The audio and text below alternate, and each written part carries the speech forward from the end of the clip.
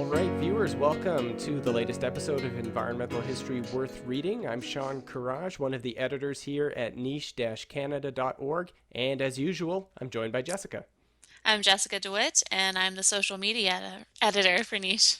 Another month has passed and a year has passed, Jessica, and you've Yeah. got the picks for December 2015 up on the site now. And we start with one that I'm really glad you put up there because I thought this perhaps was the most shared article that I saw on social media relating to environmental history. And that's an article by Lisa Brady, who is the editor of the journal Environmental History.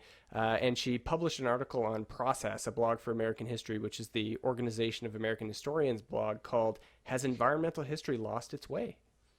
Yes. And the blog is about a panel that she put together for the OAH meeting. So it was basically a state of the field for environmental history panel. And she chose four individuals, and only three of them are self-professed environmental historians, but she chose all of them because she thought that the work that they are currently doing is pushing the boundaries of environmental history. So she goes over some of the critiques of environmental history that these panelists have.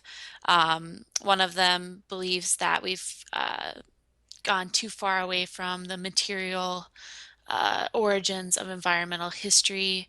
Others say that this failure to shift to that we shift away from materialist roots takes us away from the moral impetus of the field. They talk about how it transcends disciplinary boundaries. And basically, Lisa Brady wraps up this post by talking about her own definition of environmental history and how that sometimes is not, um,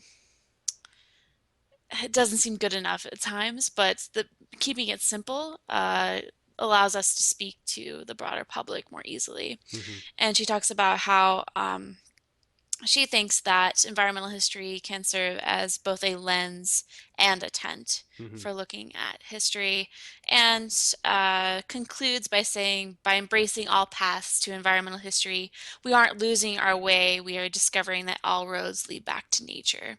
So she's basically arguing that the more topics we fit into environmental history, the better. So, Yeah, this is a must read, I think, and I'll give a preview to viewers that we'll be doing a roundtable on Nature's Past, our audio podcast, on this article. So we'll have Lisa and Mark Hersey and Lisa Piper on in great. the next month or two when we get that recorded and edited. Excellent. Your second pick is on clam gardens on the Pacific coast here, and some new discoveries about what these clam gardens can tell us about ancient land use. Yeah, I thought this was a very interesting find. It's about the Clam Garden Network, which is a network of archaeologists, anthropologists, and First Nation elders and knowledge holders. And they're looking at the clam gardens that run along the entire Northwest coast. Um, and some of these clam gardens date back to over 1,000 years ago.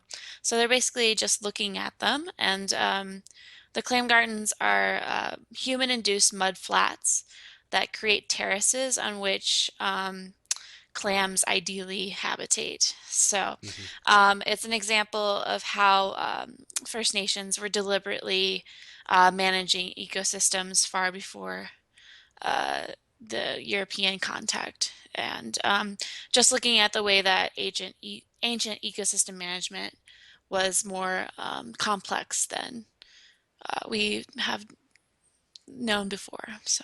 Absolutely. This is another good example of the way archaeology is revealing new insights into past human nature relationships in ancient North America and broadening our view of the indigenous history of North America.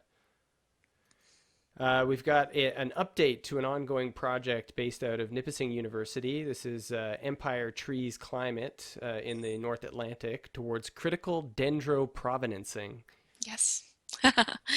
So this is kind of an HGIS post, and I liked it because it gives a good example of how to go about this kind of project. So in this project, she is looking at paintings from Bermuda, And she's taking those paintings and obtaining the satellite imagery from where those paintings are located, then going and finding historical maps and locating these locations on the historical maps, and then taking these maps and geo-referencing them to satellite imagery, which is basically just finding out exactly what coordinates go to these images.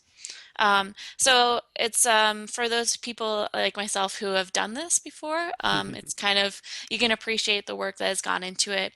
And for those who have not, perhaps it serves as an example of what can be done in the future with these kind of technologies.